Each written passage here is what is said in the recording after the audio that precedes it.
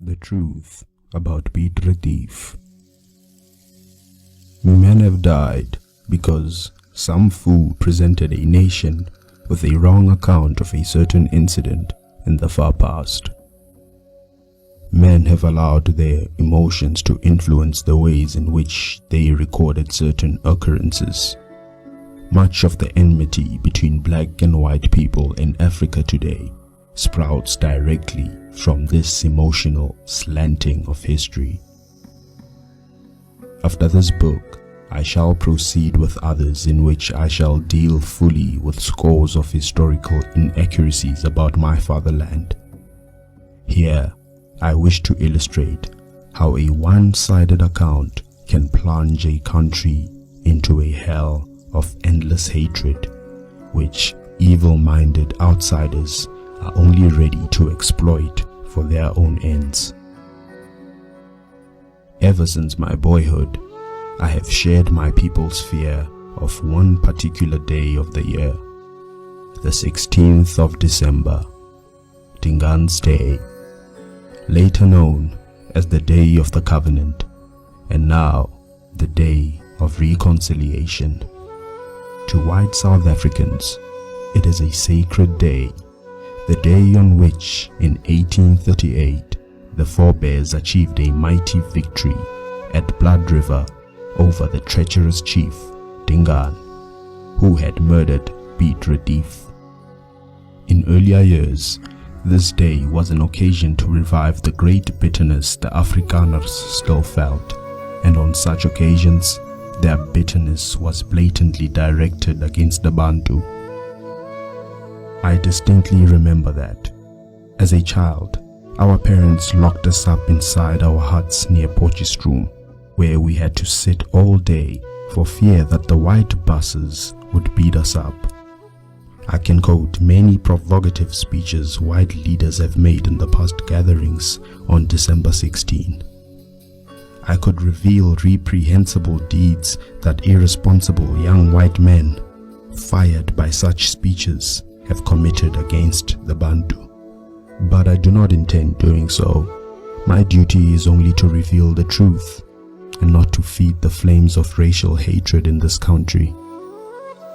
What is the truth about the murder of Piet Retief?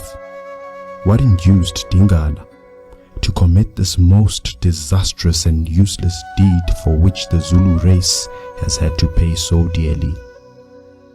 The older Bantu, and especially our chosen ones, have all along known the truth behind this deed.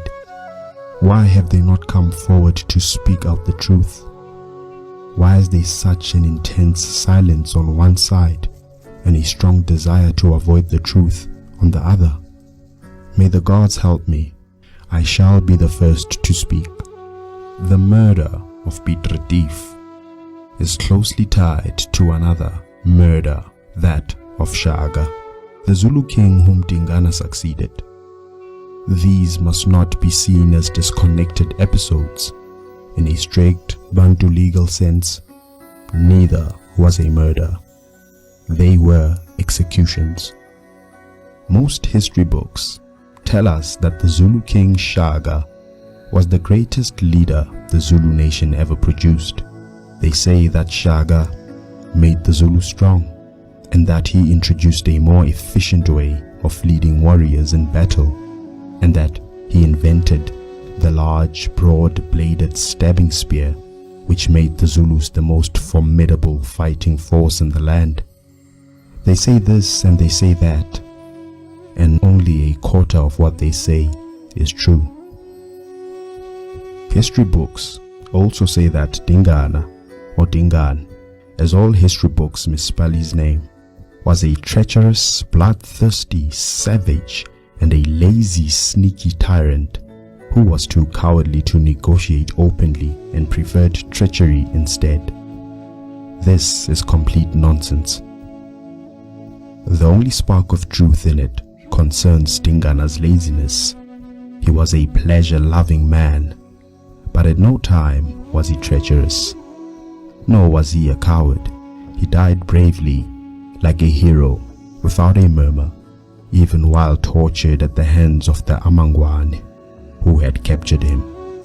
With eyes torn out and blood freely flowing from multiple wounds, Dingana still had the courage to say, with a voice perfectly under control, "Ngiyandabukela we Mangwane. I am sorry for you, oh Mangwane." He said this because he realized that they were pursuing and torturing a man already defeated and helpless, while their country was being overrun by strangers. The picture white historians paint of Dingana is not a true picture. It is always influenced by his so-called act of treachery, which culminated in the death of Piet Retief. This is understandable. We all allow our emotions to blind us to the bright sun of truth. Any man ruled by an overwhelming love for the woman he has chosen for a wife sees nothing but beauty in her, even though she may be a shameless adulteress. A man blinded by hatred for another man refuses to see anything good in him. Thus Dingana has been blackened out of all recognition because of what he did, and nobody has yet bothered to scrape the mask of dust from his portrait to reveal his true identity. But Dingana was in fact one of the worst chiefs the Zulu ever had. Although brave, he was very lazy, and he was effeminate, not only in appearance, but in behavior too. He was a short, fat man, little over 5 feet tall, with a pretty girlish face and a mouth like that of a woman. He had a womanly beauty which he inherited from his mother, beautiful and equally lazy, but deadly. Ngenzeni. He loved to bathe and perfume himself like a woman, and he looked upon his royal duty of inspecting and supervising the training of his warriors as boring and stupid. He loved what is known as multiple mating, even in broad daylight. That is, he took on 2 or 3 women at the same time. As a young man, he used to vomit at the sight of spilt blood, and his effeminacy was blatantly mirrored in his refusal to wear the Siqoqo ring of honor around his head. He preferred the broad ostrich eggshell band of beads, such as dancing girls used to wear. Unlike his brother, Shaka, who often practiced homosexuality, Dingana was inordinately fond of women. He heard that the mother of the chief Mzelegazi, who had led the Matebele to southern Rhodesia, was the most well-preserved woman in the land. Man praised this unnatural faggot in Dingana's presence. He learned that she was not only still praised for her exceptional beauty, but that she was as man-hungry as ever. He accordingly sent a regiment on a long journey to the land of the Matebele, a 6 months journey of hard fighting to capture this woman who could have been his grandmother, so that he could mate with her under the shady trees of Zululand. Dingana was averse to violence of any sort, and he always crept away into his hut when a man had to be executed. Thus pictures of him standing by and watching the massacre of Piet Retief and his party is a sheer figment of imagination. When Piet Retief was killed, Dingana was not even in the kraal. He stood on a hillock outside the kraal, and even from there, he gave the predetermined signal and shouted, "Kill the wizards!" My great-grandfather, Selwane Shezi, the High Witch Doctor and Chosen One in Dingana's kraal, stood by for the signal. From him, through my grandfather, Zigo Shezi, and 2 other Chosen Ones, I received the true version of what happened in Dingana's Kraal, and I can speak with more genuine authority than anyone else. The Bantu attach great importance to their history, and we make every effort to pass the details from father to son in perfect accuracy. It is a tradition with us. We are conscious of the fact that stories thus passed down are subject to omissions, alterations, or exaggerations, and we take every possible precaution to prevent this happening. If white people could only bring themselves to appreciate this, they could develop greater faith in us and listen more carefully to what we have to teach about the history of Africa. Few of us are prepared to talk, and while I am one of these, anxious to talk for the sake of better understanding and peace in this land, I beg all those who are interested to listen. Lend me the ears of flesh and blood and the ears of your impartial souls.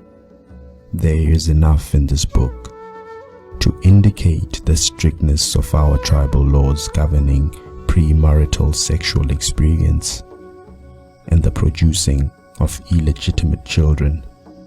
Bastards were strangled at birth by midwives, and girls who fell in the valleys of temptation were so ill-treated and shunned by everybody that they fled to other tribes or committed suicide. The Bantu were fanatically strict on these things, and here, as one born out of wedlock myself, I can speak from experience.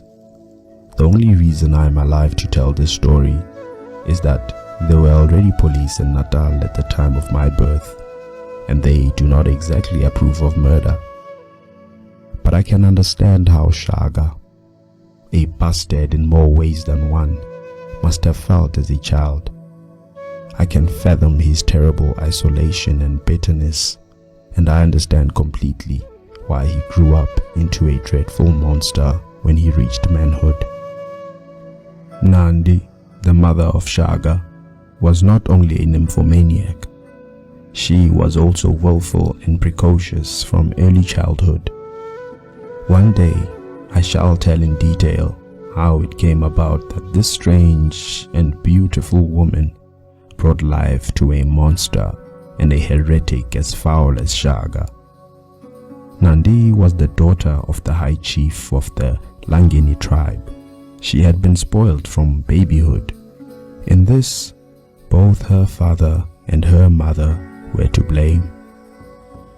The imagination of the growing Nandi had been fired and corrupted by the stories of love-making the maids of her father's court told her with careless and abandon and in colorful detail.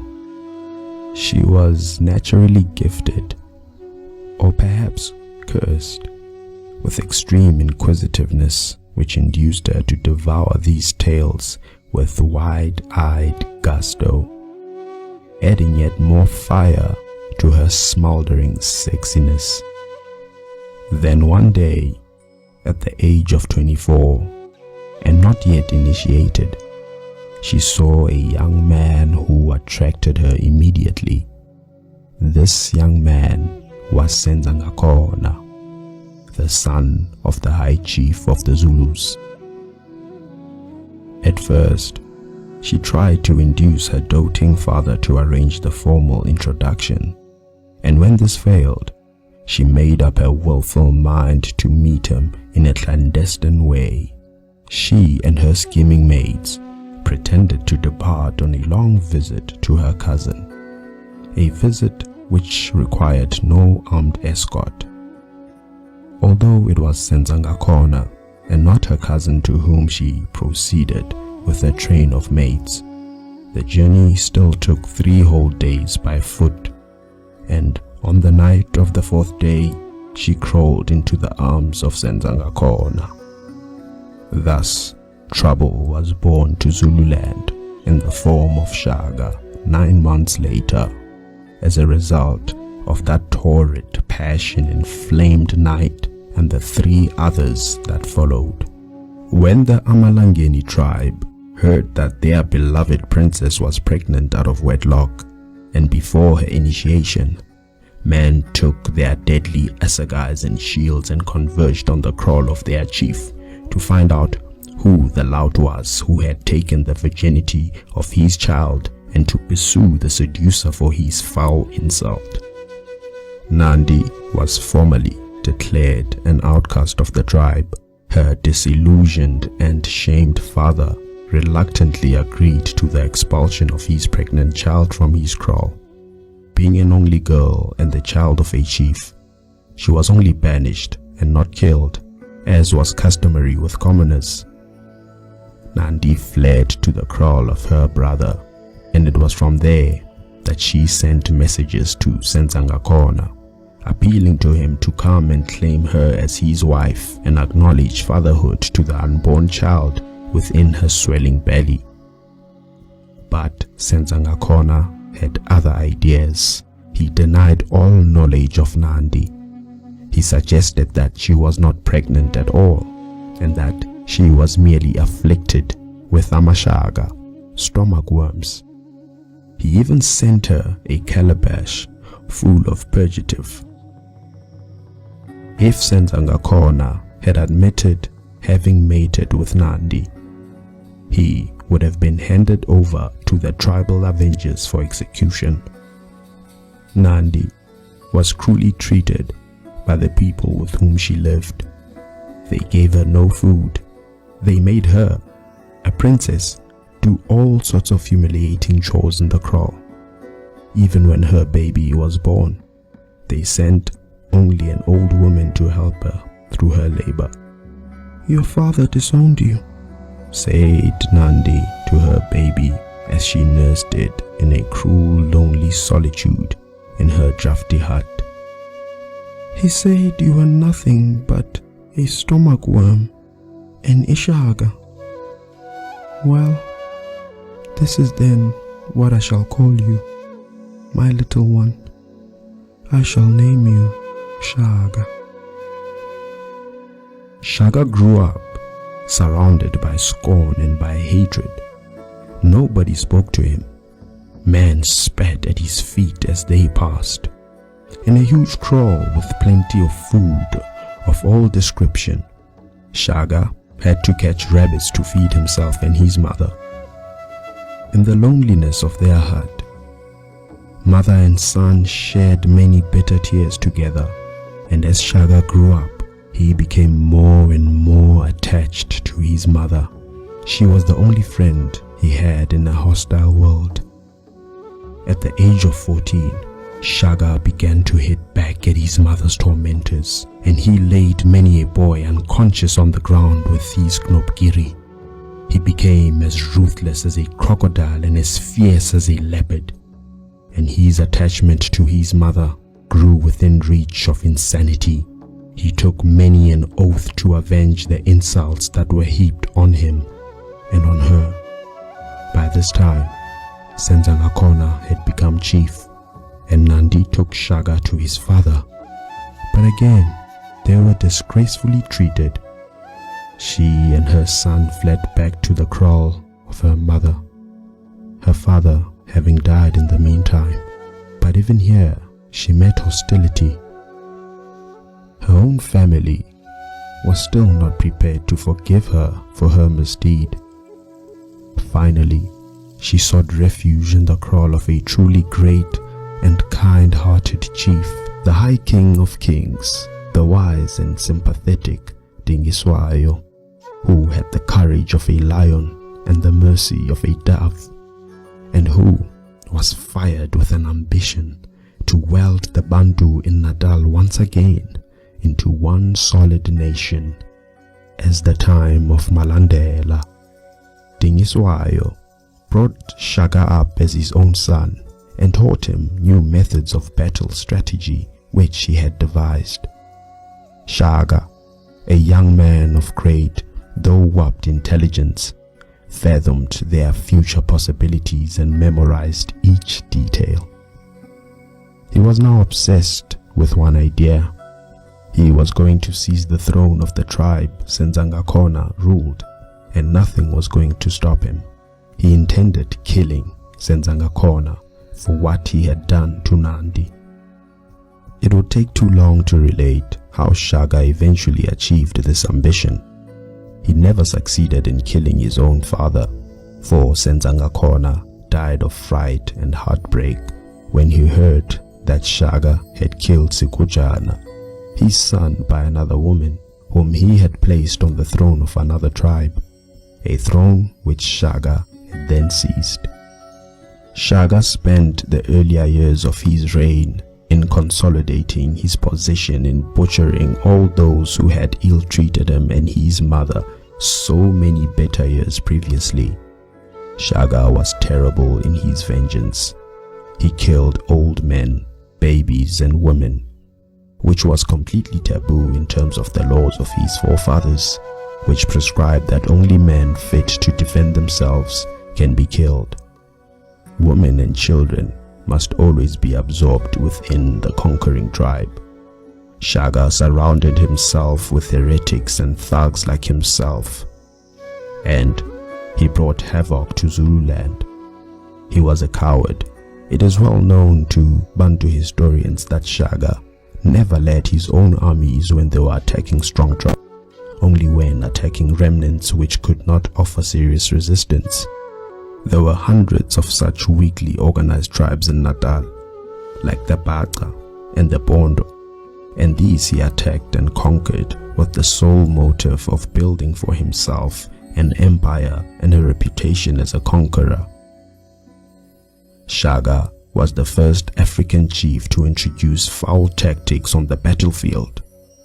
A classic example was when the Ndwandwe decided to attack him because he had killed the two sons of their chief, Zwide the Lion, in an endeavor to absorb the two tribes they ruled.